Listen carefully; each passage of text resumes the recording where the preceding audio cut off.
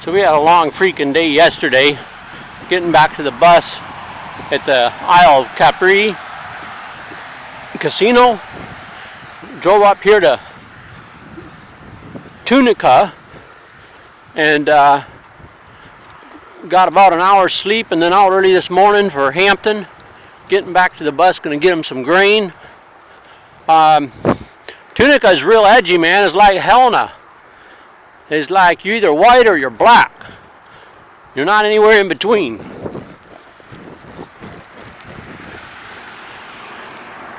And I got a ride with the trucker. He said, I had to give you a ride to get you out of there. He says, those black folks will take everything you got. You standing out in front of that store, it ain't safe. He gave me a ride down to 49. Now, I'm not going to say one way or another. I'm just going to quote what people tell me, because I don't want to take sides on any of this, and you just think what you want to think. But it's about as edgy as Helena in Tunica. There's a lot of money in the town, but that don't take the edge off. I went to the fairgrounds.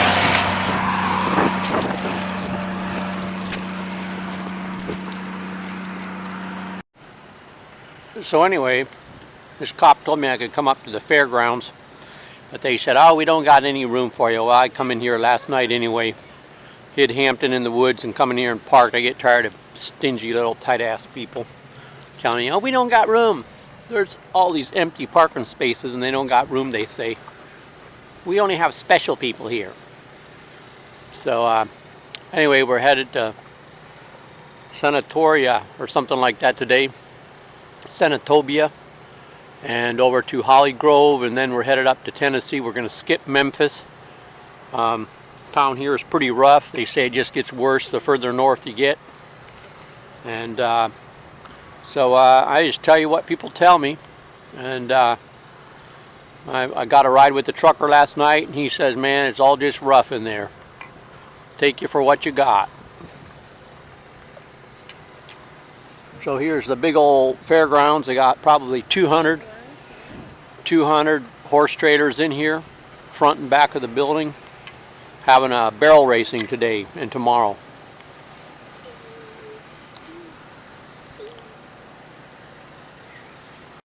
Over here we got tractors just spraying up a band. No idea what they're spraying.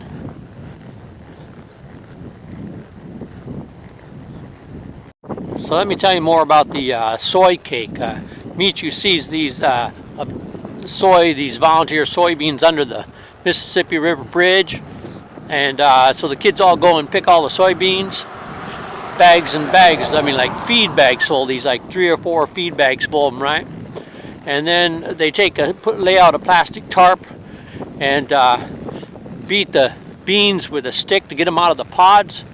And then she gets a big old pot out from under the bus and she put it in there and she boiled it all up, and there must have been 10 pounds there this morning, aging in a bag. And she said, well, the kids ate about half of it, so there's probably 20 pounds of beans. And so anyway, she boiled them up, and now they'll sit there for 3 days. Pretty funny. Aquawoman sees a field of beans and goes right after it. I was talking to this guy in a gas station last night. He's a Yemenite, and he says, you know, in America, he says you got robberies and murdering and killing and raping. He says all this violence. He goes, in Yemen we don't have that. Here in America, everybody just stands by and watches it. He said in Yemen, everybody get into it. If you do something like that, he says, and then they deal with it really harshly so that no one want to do it. He says completely different what it's like in America.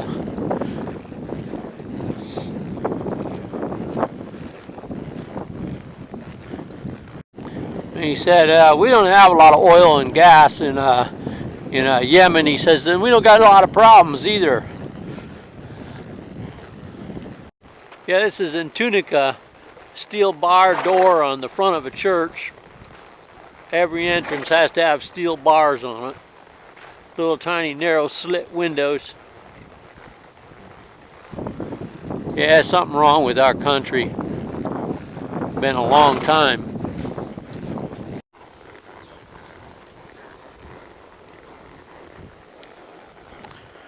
So we're going to be a couple more days in Mississippi.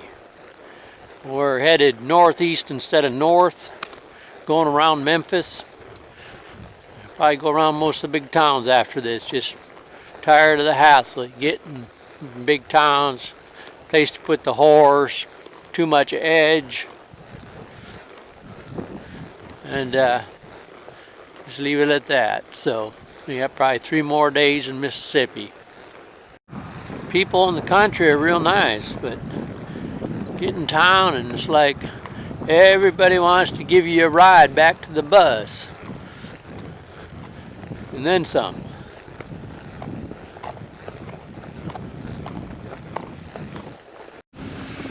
He's got a big old treads on him, low pressure treads. Don't compact the soil that way. He looks like it's for cotton. Hard telling. Got to be a farmer to know all that stuff.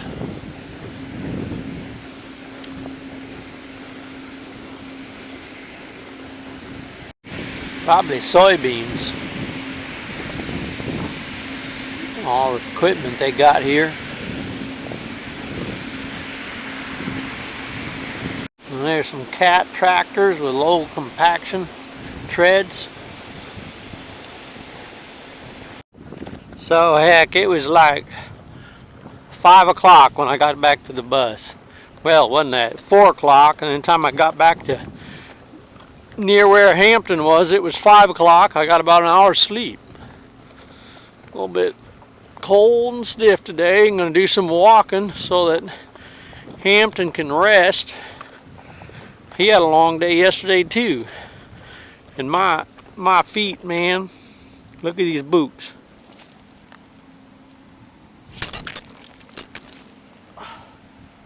Yeah, I think them boots are shot. But they've been shot a long time.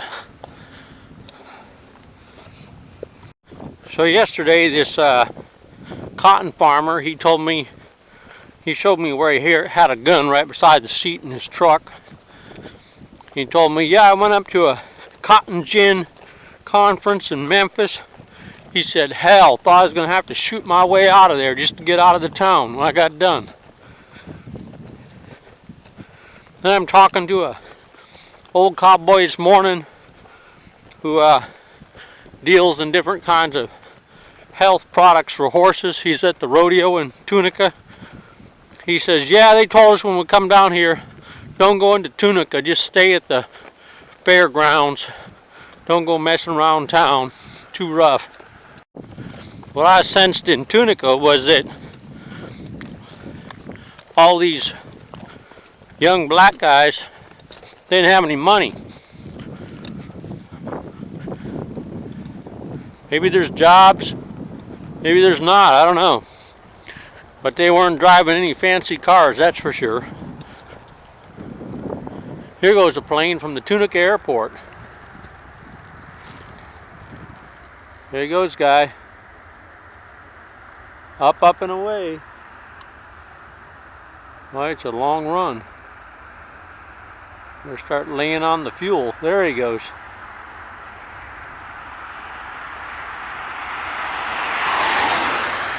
Yep. Didn't waste no time. So anyway,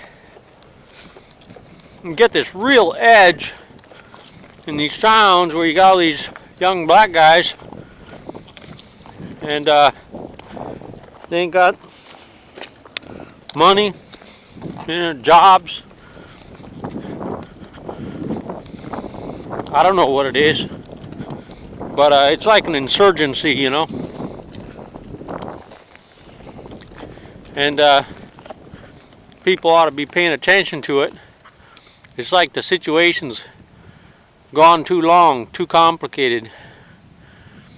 The whites, blacks, the inequities.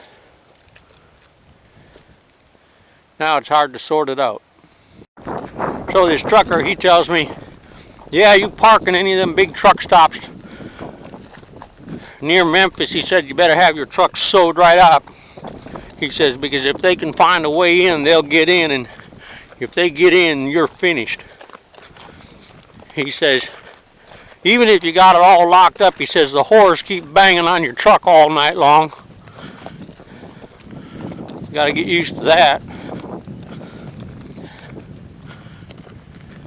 He's been driving Illinois to southern Arkansas for years. 5, 6, 7 days a week. Hauling wheat for horse feed. And they're making it all into horse feed down there. Sometimes soybeans, mostly wheat.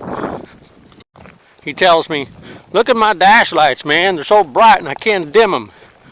He goes, a lot of guys had wrecks because it gets to rain and they can't see with all the bright lights in the dash.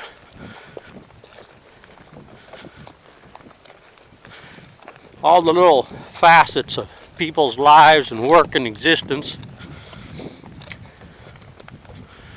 The cop, he come in around a gas station at closing time, 11 o'clock, when the guy's counting his cash, hung out, get him out of there safely. And this black guy come in, and he goes, yeah, he says, really, that little guy, he says, the ladies really like him. He goes, he just got out of prison. Well, about 25% of them just got out of prison. It's no different than it was over in West Texas. The guy says, yeah, anything illegal that you need, you got to get it from the black side of town. So you can't get rid of those people. Says something about the nature of the relationship. Buck Island Seed Company.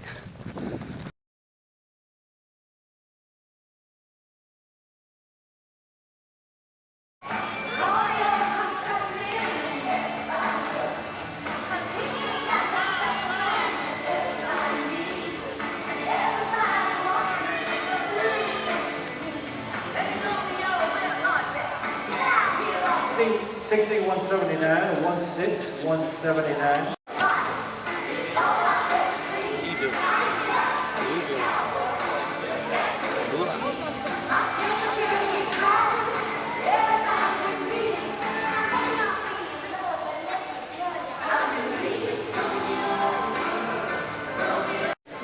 This is the Rodeo.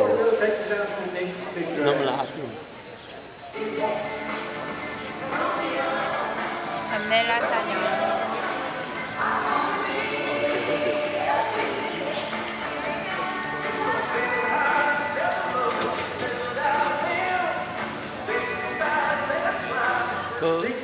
Mola amia pho tholo la. Su yok ko je. Ko mo je su la na li amia pho je tholo la. Na yok ko je so na ho ya ita. Yo ko je do ni pho la.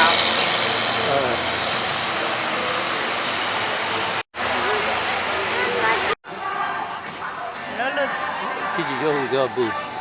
So do phe je nga bo mo do. Da. Do phe mya je de. To bele me.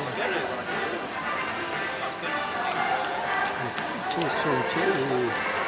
15614.